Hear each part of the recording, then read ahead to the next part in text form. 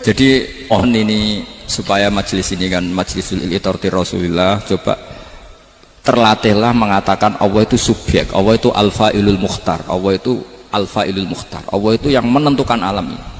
Dan Allah mensifati dirinya wa annahu huwa adhaka wa abka. Allah itu zat yang memberi orang itu bisa tertawa, dan Allah juga yang memberikan orang itu bisa menangis.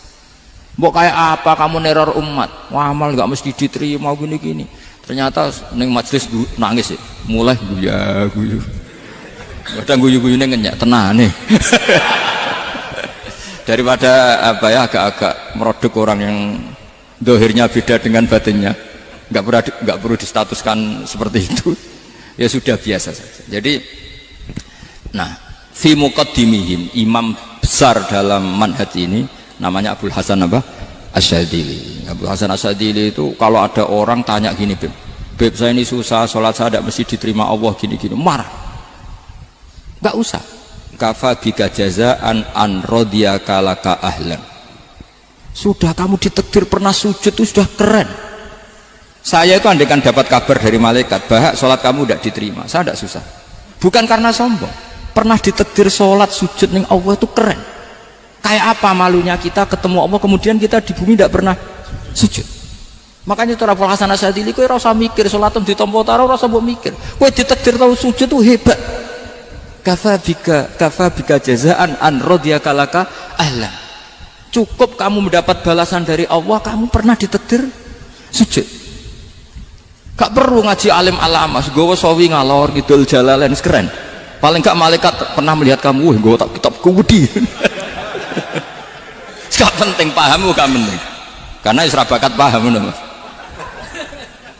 Jadi Abul Hasan Asyadzili adalah orang yang, dan itu Al-Hasani ya, dan itu Al-Hasani. Makanya macam-macam kita yang Al-Husaini sudah kita punya Faqih Muqaddam, punya banyak. Di Al-Hasani yang paling populer diantaranya adalah Abul Hasan Asyadzili. Beliau tuh kalau ngendikan sesuatu itu positif terus. Termasuk itu ketika ada orang resah sholat saya diterima ndak, kata beliau wes gue sing support man, ditakdir tahu sujud.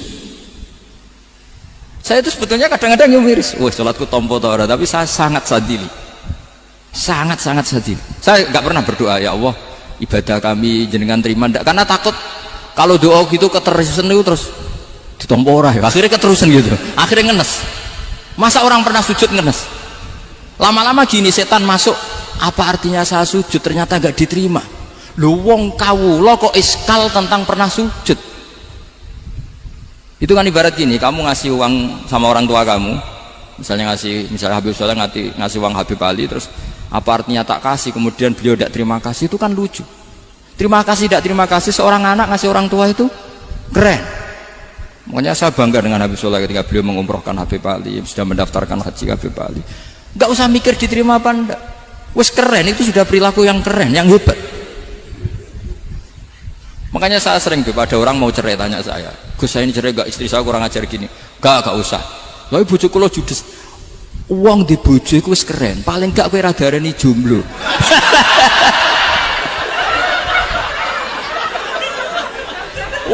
Diarani judul ora enak. Wes luwe sabar di diarani dudo mek diarani bojo judes. Enak bojo judes cek gagah. Di bojo lah.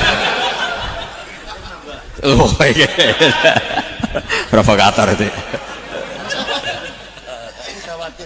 Jadi kafabi jazaan an radiyaka laka ahlan, sudah ditakdir pernah sujud itu sudah keren. Dulu ulama ala hadan nampak. Ulama dulu cara berpikir seperti itu. Makanya ulama dulu kalau nafsiri wasjud waqtarib sudah pernah sujud.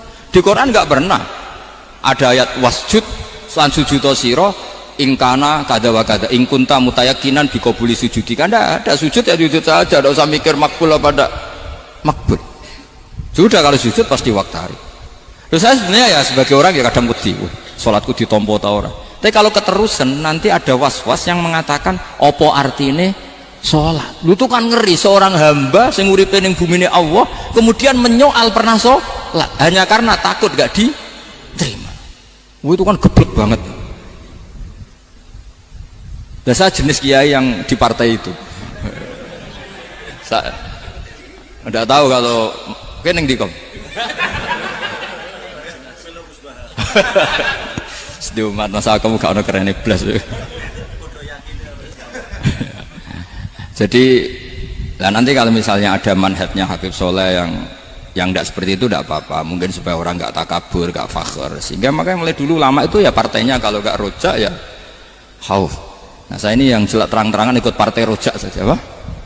Partai rojak, karena banyak yang sudah di partai khauf. Tapi saya rojak yang bil ilmi tadi. Makanya Sayyidina Umar radhiyallahu anhu itu yang namanya sama sujud. Saya itu punya kitab, Habib Soleh pernah tak tunjukin tulisan tangan saya, muji-muji sujud. Sayyidina Umar ketika ditusuk seorang kila itu Majusi, Abu Lu'lu' terkenalnya itu Hulamul Mughirah terkenalnya, ditusuk, dia sahabat, beliau sahabat wali. Jadi nusuk Umar itu kayak apa? Nusuk Mas Hakom aja dosa besar, apalagi nusuk Umar. Itu ketika ditusuk, dia itu ya punya dendam, namanya manusia itu punya dendam. Artinya namanya orang kan mangkel sama yang nusuk. Kalau orang mangkel itu inginnya kan yang nusuk itu masuk neraka. Tapi apa kata Umar? Ngendikan gini, tanya pertama, yang nusuk saya siapa? Orang Majusi. Orang Majusi, Hulamul Mughirah. Alhamdulillah alladzi lam yaj'al maniyati biyadi rajulin lam yasjud laka sajdatan yuhaju biha indaka yaumal qiyamah. Saya itu senang Gusti, yang nusuk saya orang yang nggak pernah sujud sama jenengan. Jika kalau saya dendam supaya dia masuk neraka, saya nggak takut orang itu nuntut sama saya. Tapi kalau dia pernah sujud, pernah sholat, kemudian dia masuk neraka karena nusuk saya, kemudian dia berargumentasi, saya pernah sujud ya Allah, kenapa engkau masukkan neraka? Saya tidak berani jawab ya Allah, saking hormatnya sama yang namanya sujud. Jadi kamane dendamnya kesampaian cara Jawa ya. Dendam dengan tanda kutip ya, tidak makna semestinya. Jadi mangkel mbek sing nusuk, nak mlebu neraka pantas wong ora tau sujud wae Gusti gitu. Tapi kalau pernah sujud, kemudian dia masuk neraka karena saya, bisa yuhajuni biha yaumal qiyamah. Jadi kayak apa sujud? Saya apa? Nabi itu kalau muji sujud sampai mengingatkan wa hatta takuna sajdatul wahidatu khairan minad dunya wa ma fiha. Nanti kalau kamu di akhirat ketemu Allah, kenangan terbaik kita apa? Di dunia pernah sujud. Keren kan? Cara ning pondok wis tau bayar syariah lho. Cara sowan kiai tau ngampopi Mas. Wis go jajan. Nah tapi kadang syaitan itu masuk tadi. Apa artinya sujud gak mesti ditompo, apa artinya sowan Habib ngaturi gak mesti ditompo, ngaturi kiai. Akhirnya ada ketakutan. Nah kalau ketakutan ini berlebihan lama-lama, ma faidatus sujud. Wah itu sudah buruk sekali, wong hamba kok tanya ma faidatus sujud. Nah ini di pentingnya mazhab-mazhab Syadzili. Jadi saya ngaji agak-agak uraan wa amdan. Kalau ini watak sudah, bukan. Jadi uraan itu ada dua, ada yang amdan bismil ilm, ilmunya banyak terus milih manhaj. Insya Allah saya partai itu. Ada yang uraan bakat Mas. Ada ya? Ada apa banyak? Nah sebetulnya khauf juga gitu Bim. Ada khauf itu karena ilm. Ada Habib alim alama atau kiai alim alama, dia tahu masyarakat kalau ngikuti Gus Bak nanti jadi fakhr, kurang tawaduk, terus dia milih partai khauf. Lah yang buruk itu ada kiai yang milih khauf pancen dari awalnya sati cilik. Jenisnya wis sati. Jadi sebenarnya dia tidak cukup ilmunya nerangkan khauf, cuma jenisnya wis sati cilik. Wong ning omah lawang dikunci ono gludak-gludak, ono hantu putih. Jadi ya sama, yang bawa rojak bisa bawaan dablek, yang bawa khauf bisa saja bawaan ati cilik. Nah kita ingin yang bawa rojak ya bismil ilm, yang bawa khauf juga bismil ilm. Ya ono teh Mas, wong sing ati gede, pegawene dua blek, tapi enggak bawaan rojak, memang bawaan dablek. Ada yang ati cilik tapi bawaan khauf. Jadi mengatakan khauf tapi sebetulnya bawaan ati cilik. Nah kita inginnya ndak, kalau rojak ya bismillah kayak Abdul Hasan Asyadzili, kalau yang kampanye khauf kayak Sayyid Abdul Haddad bawaan apa? Ilm. Sehingga kita ini Qul inni ala bayyinatin mir rabbi, semua itu berdasar ilmu sing jelas welo-welo. Makanya semua nabi memaklumatkan apa? Qul inni ala bayyinatin mir rabbi. Jadi semua ilmu syaratnya apa? Bayyinah. Bayyinah itu kebenaran ilmiah sing jelas welo-welo. Makanya itu yang disebut Allah Subhanahu wa taala mensifati kekasihnya yaitu Nabi Muhammad sallallahu alaihi wasallam, lam yakunil ladzina kafaru min ahlil kitabi wal musyrikina munfakkina hatta ta'tiyahumul bayyinah rasulun minallah yatslu suhufan mutahharah. Niku Kanjeng Nabi saking cerdase, meneh tek wong Islam, wong musyrik, wong kafir, ngerti logika yang dibangun Nabi saja kuat infikak dari kemusyrikannya. Makanya disebut munfakin. Orang-orang musyrik, orang-orang kafir tidak munfakin, tidak tercerabut dari akar akidahnya hatta ta'tiyahumul bayyinah. Itu siapa? Rasulun minallah yatlu suhufan mutahhar. Masyhur itu debatnya Nabi dengan orang-orang musyrik. Mereka bilang, ya Muhammad, kita ini urusannya banyak, kasusnya banyak, lalu anda mengajarkan ke Tuhan satu, masa urusan banyak cukup Tuhan satu? Itu enggak fair Muhammad. Aja'alal alihata ilaha wahida inna hadza la syai'un ujab. Urusan kita banyak, masyakil kita banyak, muskilah kita banyak, kalau Tuhannya satu tidak cukup Muhammad. Nabi dengan santainya memberi penjelasan, ya sudah gini saja, kalau kamu jadi budak atau pembantu, majikan kamu banyak, semuanya merintahkan kamu, semuanya bikin aturan untuk kamu suka enggak? Ya gak suka Muhammad, kalau majikan kita banyak repot. Ya sudah, Tuhan kamu itu majikan kamu, kalau banyak perintahnya beda-beda kamu pusing. Ya udah Mat, Tuhannya satu aja Mat. Karena Nabi bayyinah, orang itu bisa dibalik-balik pikirannya. Dan makanya disebut daraballahu mathalan rajulan fihi syuraka'u mutasyakisuna wa rajulan salamal lirajul hal yastawiyani masalah alhamdulillah. Jadi Nabi itu kalau adu argumentasi itu luar biasa. Jadi segampang itu Nabi memberi apa? Argumentasi. Karena beliau adalah al-hujjatul balighah. Jadi Nabi itu gak pernah kalah. Pernah Nabi debat sama orang Yahudi, Muhammad, saya ini turunan Ibrahim, kita ini Israel ya, kita tahu Israel adalah turunan Nabi. Israel nama lain dari Yakub, Yakub bin Ishak bin Ibrahim. Padahal Yakub ini punya anak namanya Yahuda, makanya Yahuda bin Yakub bin Ishak bin. Kita ini yang mirip Ibrahim, bukan kamu. Tapi orang Yahudi itu nggak apal nasabnya, sehingga mereka bilang kita ini saking baiknya, Ibrahim saja pengikut kita. Terus digojlok oleh Nabi, Ibrahim itu buyute Yahuda, makanya digojlok, ha antum ha ulai hajatum fi malakum bi ilm falimatu hajuna fi ma laysa lakum bi ilm. Kita adu debat itu sudah ilmiah, kenapa kamu menjadi tidak ilmiah? Kenapa Muhammad? Terus Allah menurunkan wa ma unzilatit taurat wal injilu illa min ba'di afala ta'qilun. Artinya gini, kalau Ibrahim dikatakan Ibrahim Yahudiyah, itu sama dengan saya berkali-kali podo karo sampean misalnya ngendikan Mbah Zubair itu pengagumnya Gus Roji misalnya. Padahal Gus Roji bin Ubab bin Maimun bin Zubair, misalnya Gus Roji bin Kiai Haji Ubab bin Kiai Haji Maimun bin Kiai Haji Zubair. Nah Ibrahim itu kan Yahuda bin Yakub bin Ishak bin Ibrahim. Terus mereka bilang Ibrahim itu pengikut Yahudi. Itu kan kebalik-balik. Kayak Habib Hasan itu pengagum Habib Soleh. Kan Habib Hasan rohnya ini gimana, ini sih mbahnya kok dianggap. Nah sehingga orang Yahudi ketika Nabi berdebat beda dengan Nabi Muhammad SAW. Ketika ditanya kenapa kamu yakin agama tauhid, millata abi, karena ini agama nenek moyang saya, millata abikum apa? Ibrahim. Jadi jelas akhirnya orang Yahudi ngerti. Ya kan sama dengan mengatakan tadi Pak Karno itu pengagum Puan Maharani, kan aneh gak kalimat itu? Mbah Hasyim Asy'ari itu pengagum Gus Dur, gak lucu itu debat. Jadi Nabi itu orang yang bayyinah itu kalau menerangkan kebenaran itu bahkan orang kafir pun bisa infikak, bisa munfakin, tercerabut dari akar kekafiran. Nabi itu mudah sekali merubah logika. Makanya di Quran sering ada kata aro'aitum, karena memang tadi. Nah saya mohon apapun pilihan anda rojak kayak Abdul Hasan Asy'adili tadi, ketika orang resah sujudnya diterima apa enggak, sholatnya diterima apa enggak, beliau bisa berargumentasi betapa pentingnya sujud. Wes aja kowe iku kawula, tahu sujud itu keren. Sampean bayangkan betapa malunya kita kalau kita ketemu Allah kemudian di dunia enggak pernah. Lho paribasane kula mlebu swarga lah isin. Mlebu swarga tapi ning donya ora tahu. Isin. Sama seperti kowe di guru, saurip-uripmu ora tahu salam templek isin. Kira-kira seperti meskipun salam templek ora penting ya ora penting toh, misalnya soleh salam templek 50.000 duwe wis akeh ngono kan. Nah mas aku penting butuh rokok. Itu bukan nilainya kok, betapa malunya kita.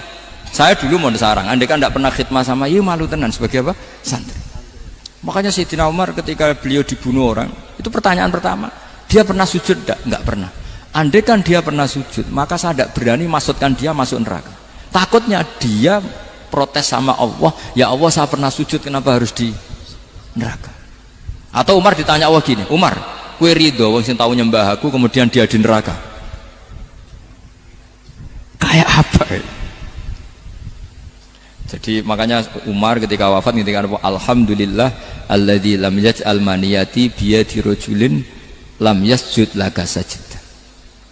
Ya, jadi saya mohon sekali jadi majelis ini sebagai majelis mubarak, caranya tauhidnya dibenarin. Apa tauhidnya dibenarin? Jadi Allah itu adhaka wa abka, Allah itu al-hadi, Allah itu ar-razzaq. Sehingga menteri ekonomi mbok salah rumusil lah wong tetep mangan. Mergo Allah itu ar-razzaq. Mbok negara dikelola keliru lah wong tetep mangan, wong Allah itu ar-razzaq. Kiai rada akeh sing di masalah. Tapi ya tetep agama ini jalan.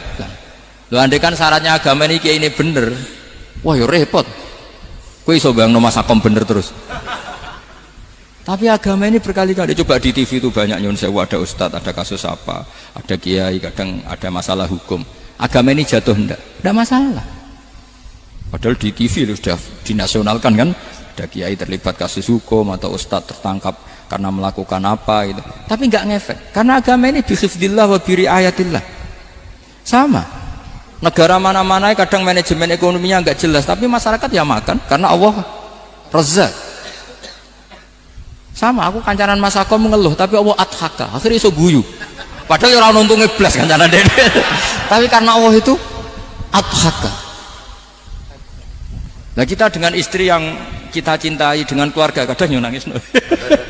Karena Allah itu zat yang bisa memberi abka. Wa annahu wa adhaka wa abka. Terus wa annahu wa amata wa ahya. Kita tidak ingin mati, ya mati saja karena kita objek. Nah, hidayah itu seperti itu. Allah al-hadi. Apa? Allah itu kayak apa Korea, negara ateis. Enggak kebayang di sana ada ngaji Aqidatul Awam Abadi fikih. Sekarang banyak. Saya tuh kalau beli Aqidatul Awam kerdusan, kirimkan ke Korea. Sebelum saya ke Korea, karena sebagian santri saya di Jogja. Di sana ada ngaji Aqidatul Awam, ngaji takrib. Bahkan saya di sana dilagokno sakduna fid dunya. Kayak apa Allah kalau ingin bikin hidayah? Karena Allah itu al-hadi. Wong Indonesia digerakno seneng duit. Bareng wis seneng duit mau apa? Korea. Setelah di Korea tersiksa karena enggak ada tempat sujud. Akhirnya urunan. Segampang itu kalau Allah mengendaki. Itu enggak dibenem MUI, enggak dibenem. Karena Allah al-hadi. Jadi saya mohon sekali tauhid ini dibenerin dulu. Allah tetap al-fa'ilul mukhtar, apa? Al-fa'ilul mukhtar. Sehingga Allah mensifati dirinya adhaka wa. Mbok kamu bendung kayak apa, orang ngaji saya tetap guyu. Sekarang iso mbuli saya, oh Gus Bapak ngaji tidak guyu. Allah yang memberikan guyu kamu itu. Andai kan sesuai status kamu, kowe ora ngarep guyu. Utang akeh, jatuh tempo, bojo ora percaya. Gede-gede kayak paham. Ya jadi ini tak isyatkan jenengan, saya ini tadi bawa kitab Fathur Rahman di Tholibi Ayat Tuhan, mau tak kasihkan hadiah ke Sayyid Umar Hafid sebagai penyempurna karena beliau sudah Al-Husaini. Semoga ini dapat barokahnya Al-Hasani. Ini dikarang oleh zurianya Abdus Salam bin Masis. Abdus Salam bin Masis adalah guru dari Abul Hasan apa? Asyadili. Jadi kita tahu Sahibul Hikam Ibnu Athaillah As-Sakandari muridnya Abul Abbas Al-Mursi. Beliau muridnya Abul Hasan Asyadili. Beliau muridnya Abdus Salam bin Masis. Yaitu alami zada ini min dzurriyyati Abdus Salam bin Masis. Jadi ini Al-Hasani.